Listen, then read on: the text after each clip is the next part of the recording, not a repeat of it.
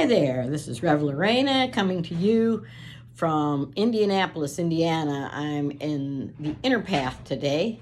I'm here enjoying my time, and I'm going to be available for readings if you'd like to come in up here. And if not, of course, this is Celestial Time, and Celestial Time is on pause because of the COVID, because of the virus. The Chinese virus. I know that's a terrible thing to say, but that's where it came from. And I'd like to talk to you today about the blame game. The blame game is something that is projected on us. We see it, we hear it, we understand it in the news all the time. Who is at fault for this virus? Well, it's not Mr. Trump, because it certainly didn't benefit him very much. And I don't even think it really is the fault of any party here in the United States. It is probably, very, very probably, a experiment gone awry that ended up in China, and it got loose, and it certainly has affected the whole world. To politicize this is just absolutely a mistake. If we politicize this, we take away from trying to put our energy in helping and curing, and now our energy is all wrapped up in, it's either negative or it's positive. It's either serving one party or it's serving the other party, and neither one of those things are productive.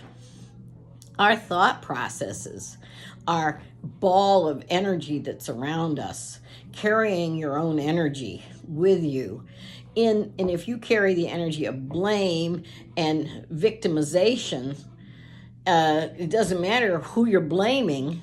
What happens is you victimize yourself, because victimization calls like energy to it. So if you're constantly afraid, if you are worried at every step of the way, then guess what? You're going to have a reason to be worried. Now today on the way up here, I passed a school bus. Yay! Semblance of normal. A school bus went by. I was so glad to see the school bus. I just broke out in song almost, broke out in a grin. I will be so grateful when we get back to not living in fear, blame, doubt, shame. Oh my God, all of it. People are shaming people if they don't have a mask. Like if they don't have a mask, it's going to kill the other person. That's not true either. I wear a mask to start with because there's no point in bucking the system for something so trivial. But the idea behind being persecuted or whatever they come up with is a deep-seated idea in the United States. We're all about freedom. We're all about not being told what to do, not being part of the masses. At least some people are.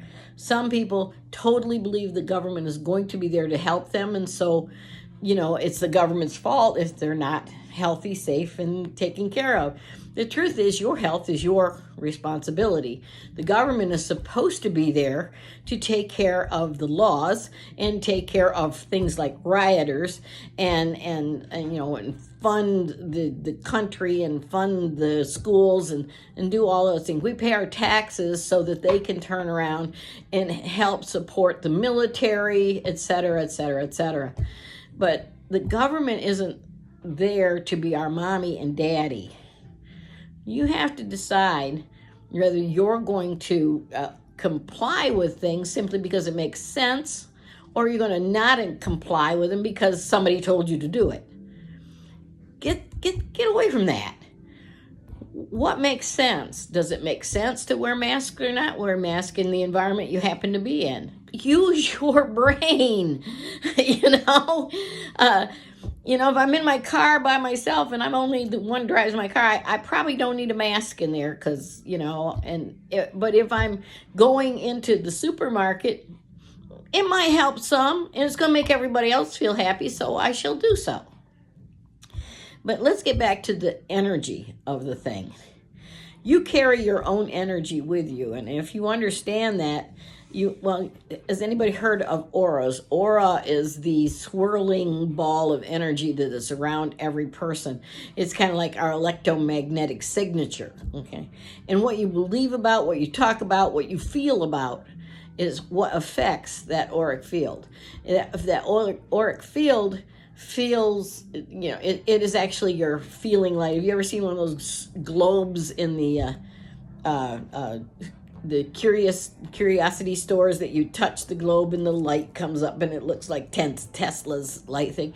Well, your energy can do that as well. It goes out to the end of your spectrum, and anything that manifests, that matches that, as it hits it, it creates a vibe.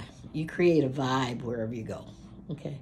So if your vibration is one of health and abundance and positive and self-awareness and all the good things, then what you will attract in your life is just that. If your energy has bought into fear, lack, loss, oh my God, it's awful and it's going to get worse, guess what you're bringing to your energy? But the rub is every single person walking, breathing, and talking has that ball of energy. And it depends on the predominance of energy, what is going to happen, what everybody's going to see. It's kind of like the 100 monkey theory. If everybody believes that it's awful, it's terrible, it's going to get more awful and more terrible. If only a few people believe that it's positive and believe in health and believe that this is going to find its way into safety and security, and we're going to get whatever, the cure, it's going to go away, who knows? But it's not going to affect you. And 3/4 of the people are afraid, and 1/4 of the people are like, well, yeah, it should be all right, and I feel good, and I'm positive. Guess what the predominant thought or the consciousness is going to be? Conscious is going to be that of illness, and you literally will attract more and more of this negative energy. There's no sense in worrying about where it came from, who got it, why it's there, who it benefits, or anything. It's here now, and let's get rid of it. Let's all know that our immune systems are 110% working. And that with our immune systems, it doesn't matter what little manufactured virus comes from wherever, it cannot touch us. Nothing but the perfect pattern of life touches me and touches you and touches everybody else, unless you invite something different. Please don't invite anything different. Please only invite the goodness in your life. Be grateful the kids are going to go back to school and things are going to begin to get back to normal. Don't root for, oh my God, all the children are going to die. Oh my God, we're all going to get sick and die. Don't root for that. Don't put that in your consciousness. Don't put that in your bubble of awareness. Because it's really not true. It is not true. There are some people that think, well, this is biblical prophecy coming true, and the end of the world is probably coming. You got any idea how many times people have thought that over the ages? I'm sure, in the flood, they thought that, and the flood was probably a natural occurrence. The Noah flood seemed to have something to do with earth shifting and changing. But to them, it was the apocalypse. We don't know if they had writings to say that it was coming. We do. And some people are so steeped in the idea to prove their Bible the truth that they are willing to kill our world and our economy and our life so that the Bible will be true. Think about that for a minute. Would you rather be right? Would you rather be right or light? Would you rather be right or alive? Now put this in perspective, people. I love you all very, very, very much. I want you to have a blessed and wonderful day. Please come down and see me. I'm giving just tarot readings here. I'm doing astrology online. I'm doing readings also at my house. My number at home is 832-444-8380. Okay, and come on down. Have a reading here at Inner Path as well. Inner Path's number is 317-883-1100, and ask for Lorana. Anyway, I love to do this work. It's enlightening. I feel like I'm helping. Helping is always a good thing. That feeling of helping, that brings healing, okay, to the world. So everybody, help your neighbor a little bit today in some way, okay? Don't be afraid. It's all going to be just fine. It's going to be wonderful. It is wonderful. Just let's manifest it, okay? All right, you have a good and wonderful day again. Farewell.